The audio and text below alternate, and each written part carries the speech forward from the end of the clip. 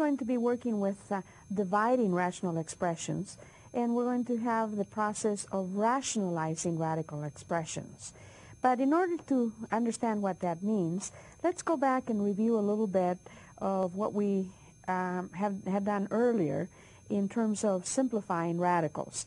Remember that in simplifying radicals, what we're trying to do is to take whatever we can to the outside of the radical, and then the other part is to remove all radicals from the denominator. That process is called rationalizing radicals. So for the first part, we're going to be looking at expressions that are which end up with radicals in the denominator. So let's take some examples. Suppose we have the following problem. Suppose we have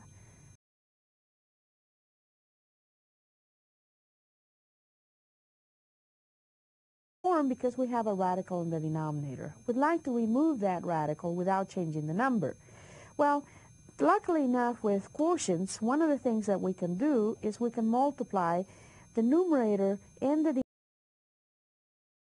is multiplying by 1, but in this case we're going to be multiplying it by a convenience. We're going to try to make a perfect square in the denominator to eliminate the radical. And so when we do this, we have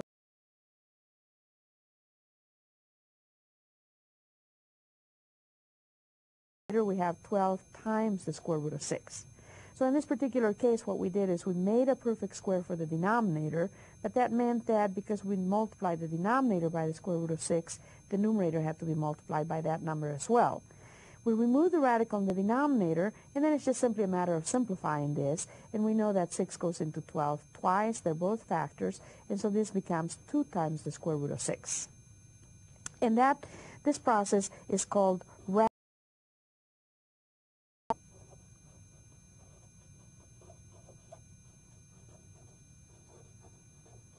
all that means is do what you have to do to remove radicals from the denominator.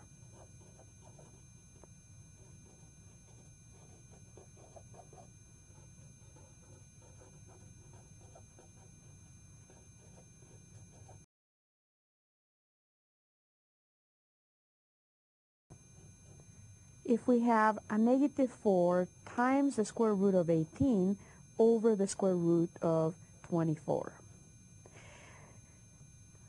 One of the things that's practical to do in this case is to go ahead and simplify the radical in the denominator so that when you multiply it as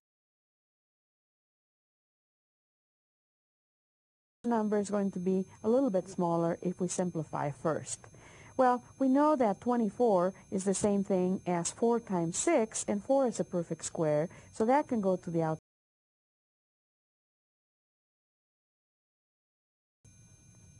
We could also simplify the other radical in the numerator, but the crucial one, I think, is the one in the denominator, because that will let us work with numbers that are a little bit smaller. All right. At this time, then, we've got negative 4 times the square root of 18 divided in order to remove the radical, and all we're concerned with is the radical 6. We're not concerned about the 2. So if we make the radical 6 a perfect square, just as in the previous example, we'll go ahead and multiply that by the square root of 6 over the square root of 6. The denominator now becomes 2 times the square root of 36, but the point of it was to make it a perfect square. Square root of 36 is equal to 2 square roots, so we can put all the factors inside the one radical and say that is minus 4 times 18 times 6. Now let's go ahead and simplify the radical in the numerator, and so we have minus 4. 18 is the same thing as 9 times 2, and so we can go ahead and remove the 9 to the outside, but let's go ahead and write all the factors. The 9 to the outside, it becomes a 3 on the outside, but we also have 2 times 2. We can remove that 4 to the outside, since it's a perfect square, and we're left with 3. We remove the 9, we remove the 4, the only thing left.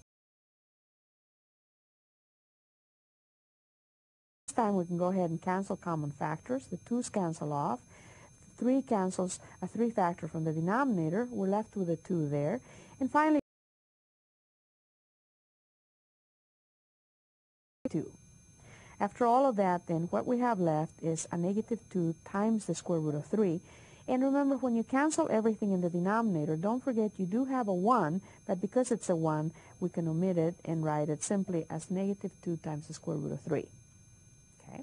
The important thing with this one is to remember we had a 2 outside the radical, but that's all right. That's a factor without a radical. If it simplifies and cancels out at the end, that's fine. If it stays at the end, that's fine also. But